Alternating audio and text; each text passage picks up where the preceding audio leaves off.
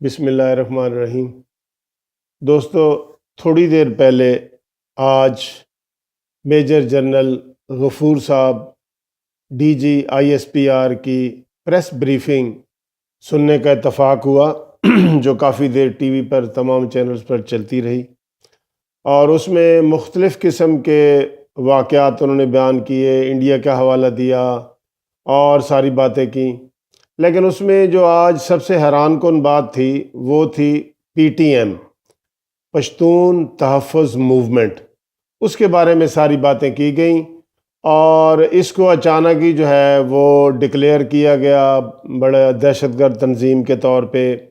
اور یہ بھی الزام لگایا گیا کہ اس کو ایک ہماری پاکستان کی سیاسی پارٹی جو ہے اس کی بیک بھی کر رہی ہے، اس کا تحفظ بھی کر رہی ہے اور اس کو فیڈنگ بھی کر رہی ہے۔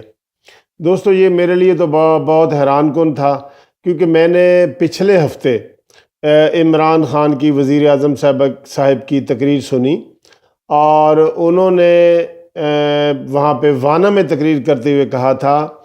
کہ میرے مطالبات اور نظریات اور PTM کے مطالبات نظریات ایک جیسے ہیں، بس PTM والے تھوڑا ذرا سخت لہجہ اختیار کرتے ہیں اور میں نرم اختیار کرتا ہوں۔ ہمارا اور ان کا تحریک انصاف کا منشور اور پروگرام سب کچھ ایک ہے۔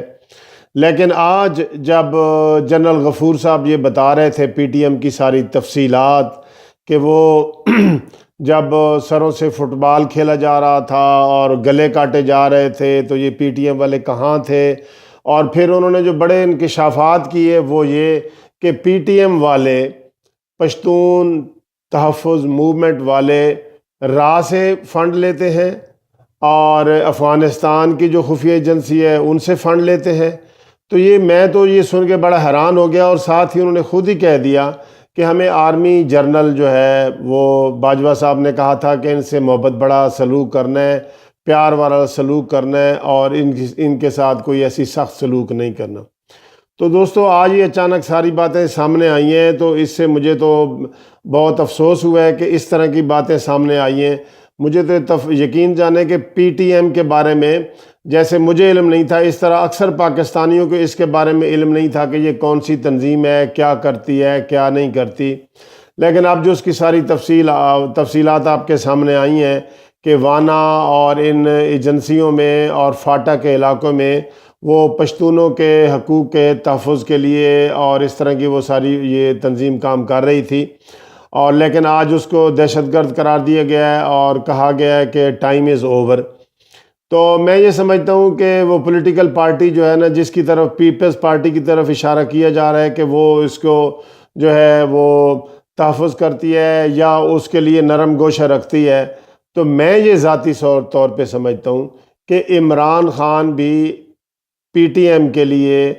ان کی اگر یہ پچھلے ہفتے کی تقریر سنی جائے تو ان کے لیے بہت ہی نرم رویہ رکھتے ہیں، اور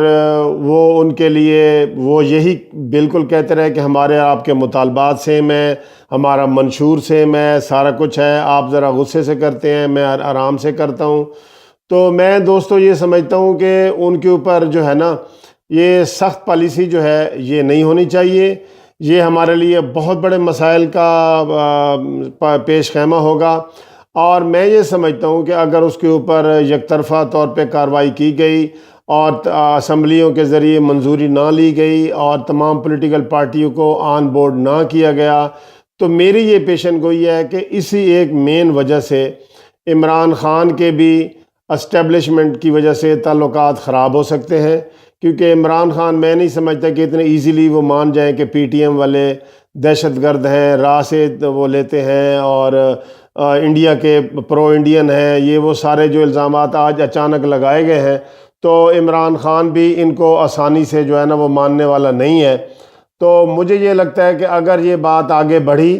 تو فاٹا کے جو علاقے ہیں وہ بھی، اس میں بھی ہمارے لیے اگر یک طرفہ طور پہ ساری کارروائی بڑھی تو اس کے لیے بھی نقصان ہوگا،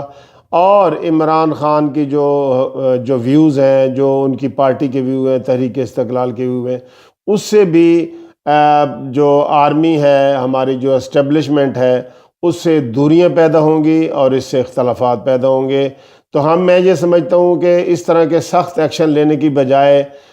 پارلیمنٹ میں یہ مسئلہ لایا جائے اور اس کو سیاسی طور پر حل کیا جائے، بجائے یہ کہ آپریشن کر کے اور مسلح فورسز کو استعمال کر کے حل کرنے کی بجائے ان سے بات چیت کی جائے۔ وہ پشتونوں کے نمائندہ ہیں اور بات چیت کے ذریعے مسئلے کا حل نکالا جائے۔ Thank you very much.